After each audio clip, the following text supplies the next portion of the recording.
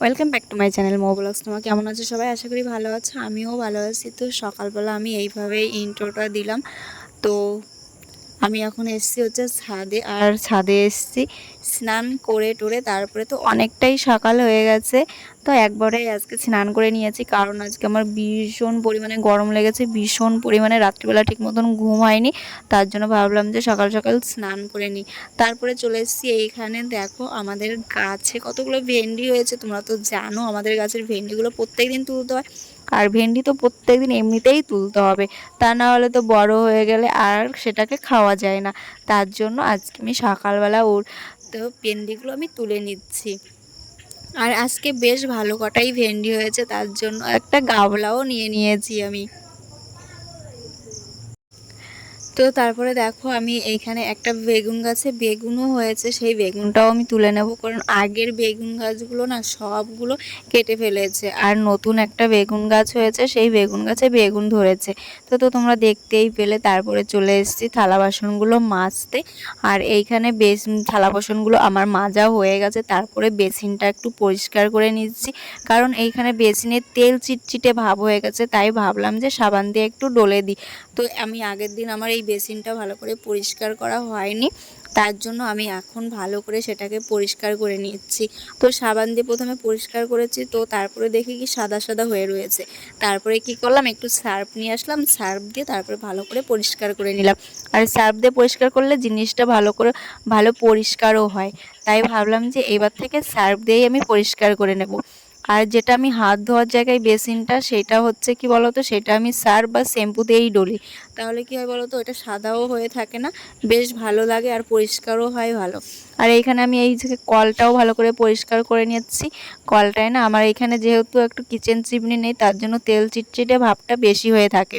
তারপরে দেখো আমার সব কিছু করার পরে চলে এসেছি এই বেসিনটাই হচ্ছে ধুতে। এই বেসিনটা কি বলতো, এটা হচ্ছে হাত ধোয়া হয়, ওটা হচ্ছে থালা বাসন মাজা হয়, তোমরা তো সবাই জানো, তোমাদেরকে আর কি নতুন করে বলবো। তো তারপরে এখানে চলে এসেছি আমার ডেলি রুটিন জানলাগুলো মুছতে। তো এইখানে আজকে আমি আর একটা জানলা ধরেছি, আর এই জানলা মুছতে প্রায় আমার 1 ঘন্টা সময় লাগবে। তো এই কাজগুলো মুছে নিচ্ছে, এই কাজগুলো মোছার পরে আবার আমার শুকনো কিছু একটা কাপড় দিয়ে আমার ভালো করে পরিষ্কার করে নেওয়া লাগবে, কারণ ওই জলের দাগটা টানালে লেগে থাকবে। তারপরে চলে এসেছি রান্না করতে। রান্না করতে ভাই ভীষণ কষ্ট হয় এখন, মানে কি বলবো, এত পরিমাণে কষ্ট হয় তোমরা না যা দেখলে বুঝবে না। মানে প্রতিটা মেয়েরই এখন রান্না করতে ভীষণ কষ্ট হয়, কারণ কি বলো তো, প্রচুর পরিমাণে গরম পড়ছে, সেই গরমের জন্য। আর এখানে তোমাদের দাদাভাই দাঁড়িয়ে আছে, তাই তোমার দাদাভাইয়ের সঙ্গে একটু কথা বলছিলাম যে তুমি আসবে ক্যামেরার সামনে, কিন্তু তোমাদের দাদাভাই তো আমার ক্যামেরার সামনে আসে না। তার জন্য আমি বলছিলাম তুমি কি একটু আসবে, তা আসলো না। তারপরে দেখো এখানে পুচকুমা খাচ্ছে হচ্ছে ভাত, আজকে জোর করে পুচকুমাকে ভাত খাওয়ানো হচ্ছে। তো এখানে ছেলেও ওর সঙ্গে একটু দুষ্টুমি করছে, আর মা একটু ভাত খাওয়াচ্ছে। ভাত খাওয়ানোর চেষ্টা চলছে, এখনো পর্যন্ত ভাত খায়নি কোনো দিন। তো একটু চেষ্টা চলছে, দেখা যাক যে খাওয়ানো যায় কি না। তো তার জন্যই এখানে চেষ্টা চলছে যে জামরুল গাছগুলো, জামরুলের পাতাগুলো ছিঁড়ছে, জামরুল ছিঁড়ছে, এই নিয়েই চলছে ওকে নিয়ে ব্যস্ততা। তো এই ব্যস্ততার মধ্যেই ওকে নিয়ে পাড়াপাড়ি চলছে। তো অনেক চেষ্টা করার পরে এদিক ওদিক দৌড়াদৌড়ি করার পরে, মানে কি বলো তো, দেখা যাক কটা খাওয়ানো যায় কি না। মা তো একবার এপাশ একবার ওপাশ করেই যাচ্ছে। তো করতে করতে দেখো এখন মাঠের দিকেও চলে যাচ্ছে, আর প্রচণ্ড পরিমাণে মেঘ করেছে। মা কই মা মা মা কই মা কই মা আইছে মা আইছে চলো চলো চলো আমি দিয়ে আসি তো আজকে হচ্ছে পুচকুমা আগে আগে চলে এসছে, আর ওরা একটু লাস্টে এসছে, মানে বিকেলবেলায় এসছে, আর পুচকুমা সকালবেলায় চলে এসছে, কারণ তোমরা জানো কালকে ষষ্ঠী, তার জন্য। আর ওরা বিকেলবেলায় চলে এসছে, আর দিদিমা তো ওদের বাড়িতেই ছিল, মানে পিঙ্কিদের বাড়িতে কদিন।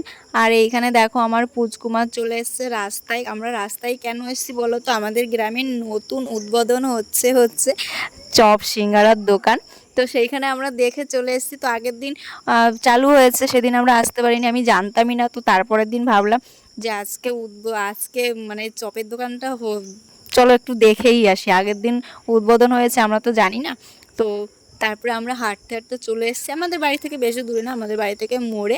তাই ভাবলাম চলো একটু ভিডিও করে নিই ওদের। তো তোমরা সবাই এখানে আসতে পারো, বেশ ভালো বানাই এরা। তারপরে আমরা কটা চপ কিনে নিয়ে বাড়িতে চলে আসলাম, যে চলো আজকে একটু বউনি করা যাক, তার জন্য বাড়িতে নিয়ে চলে এসেছি।